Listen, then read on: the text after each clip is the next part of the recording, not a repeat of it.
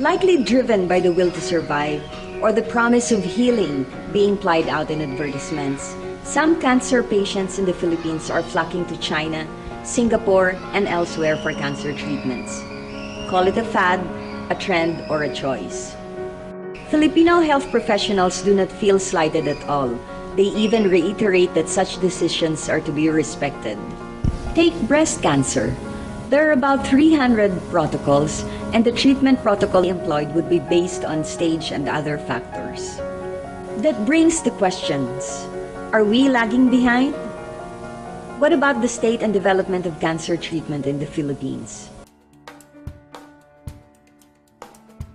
We should remember is that in this day and age, 1/3 of cancers are preventable, 1/3 is curable. So what is really important is being educated so that we know what to look for, getting early treatment, and there are some cancers which can be screened, particularly breast, cervical, colon, prostate.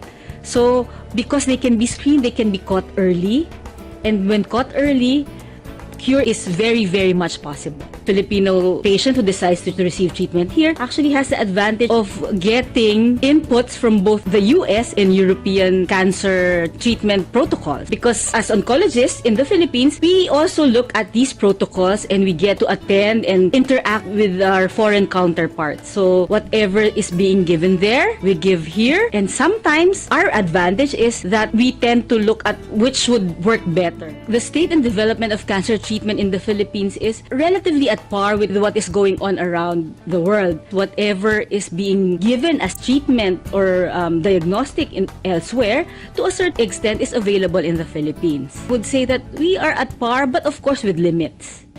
What are those limits?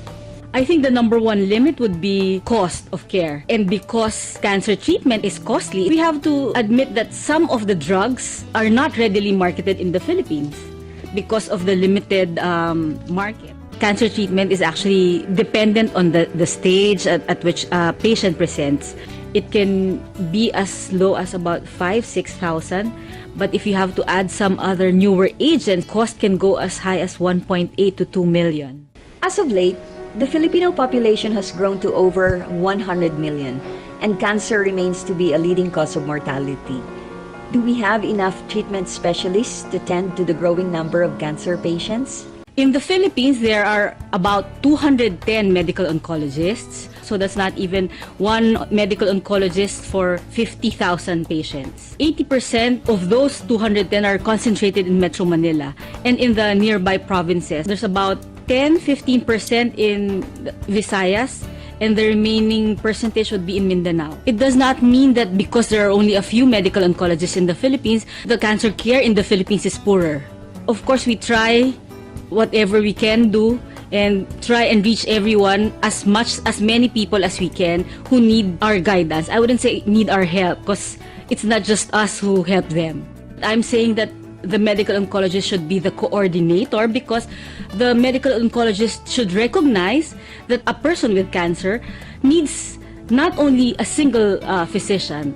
In this day and age, what is now the trend is to get into multidisciplinary care. We involve the surgeon, the radiation oncologist, rehab medicine specialists, psychiatrists, nutritionists. We even involve the religious, friends, family of the patient. And of course, the most important person in that multidisciplinary team is the patient. So putting all these people together, the medical oncologist's role is actually to be the bridge in planning for the entire cancer care of this particular patient.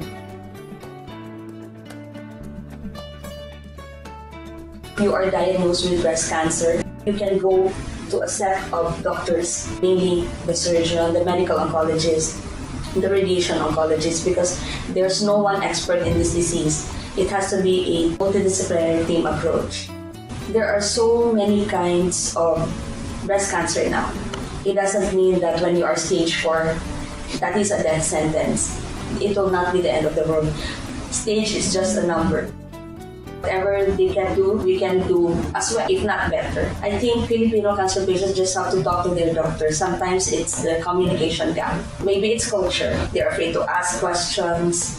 They just want to read advertisements and listen to anecdotal stories. We have to inform the public that good medicine is never advertised. Cancer turns up when cells change abnormally, begin to grow and spread as contagion in the body. These abnormal cells mass into tumors, either be harmless or malignant. Cancers can occur at any age. 3 of every 4 cancer patients in the Philippines are 50 years old and above. 3.2% are children of ages 0 to 14.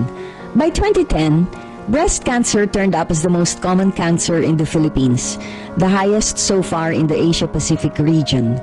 Records have its casualty was at 16% of every 50,000 cases. Estimates reckon 1 of every 10 Filipino women succumb to cancer, mostly breast cancer cases. Alarmingly, cancer has turned into the 3rd most common disease and the leading cause of mortality in the Philippines, next to pneumonia and cardiovascular ailments. I think what is really important for any of the patients with cancer would be education. But I think they should be educated as to the kind of treatment they will receive and the response that they expect, or a realistic response that should be expected given that particular treatment.